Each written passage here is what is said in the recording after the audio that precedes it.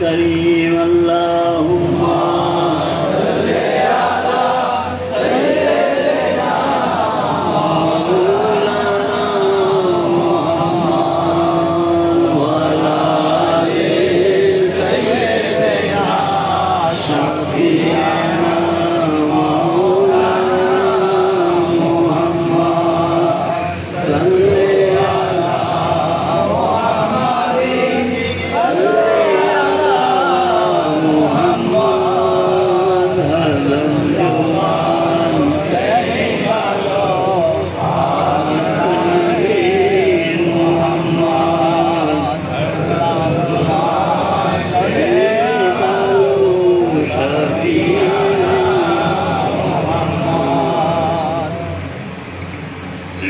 একটা বছর পর আল্লাহ পাকের অশেষ রহমতে আমরা আবার আজকের দিনে 29শে জ্যৈষ্ঠী মিলিত হতে পেরেছি।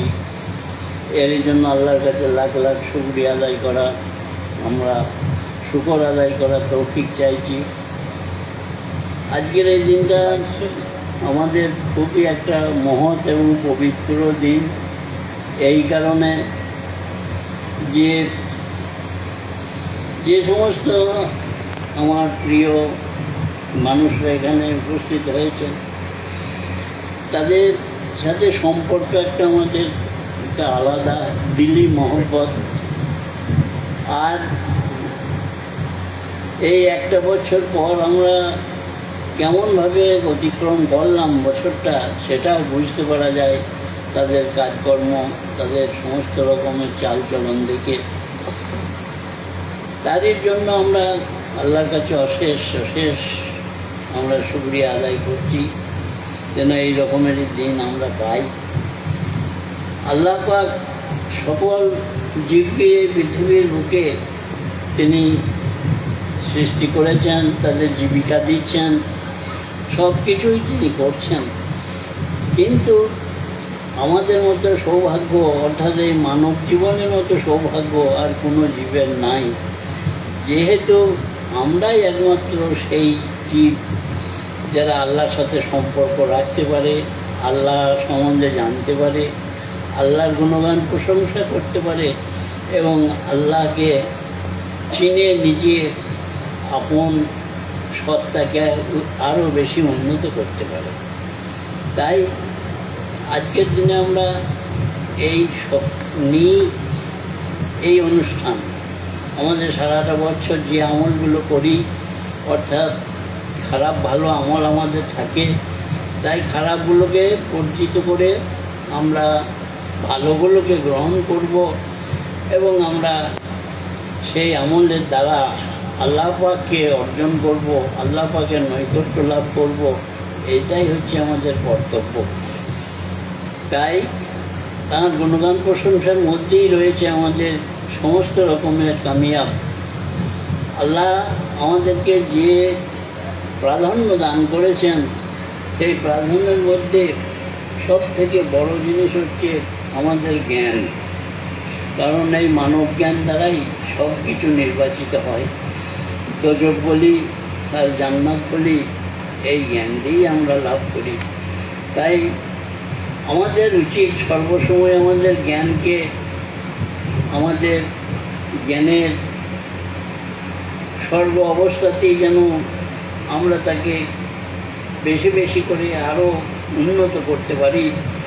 জ্ঞানের যেন কোনো রকমেরই খারাপই না আনতে পারি, তাহলে আমাদের জীবনযাত্রাটা আরও সুন্দর হবে। আল্লাহর কাছে আমরা গ্রহণযোগ্য হব এবং আমরা অবশেষে যা কিছু করতে এসেছি এখানে, সে উদ্দেশ্যও পূর্ণ হবে। যদি আমরা আমাদের জ্ঞানকে ঠিক না রাখতে পারি, কোনো কিছুই আমাদের লাভ হবে না। তাই এই জ্ঞানকে ঠিক করার জিনিসই হচ্ছে একমাত্র আমাদের একটাই রাস্তা, সেটা হচ্ছে মুর্শিদি পথ। এই মুর্শিদকে কেন্দ্র করে আমরা যদি সমস্ত কাজ করতে পারি, সমস্ত কাজেই যদি আমাদের মুর্শিদ কেন্দ্র হন আর তাকে কেন্দ্র করে যদি আমরা করতে পারি, তাহলে কোনো কাজটাই আমাদের খারাপ হবে না, কোনো কাজটাই নিন্দনীয় হবে না। আল্লাহ পাক সব কাজটাই কবুল করবেন। এইটাই হচ্ছে এই পথের সব থেকে মহত্ব।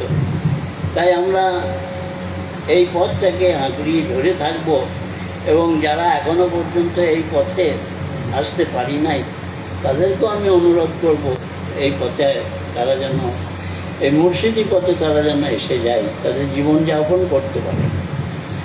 আমরা এই যত পথ কিছু আমরা জেনেছি, তার মধ্যে সত্যিকারের পথ এইটাই।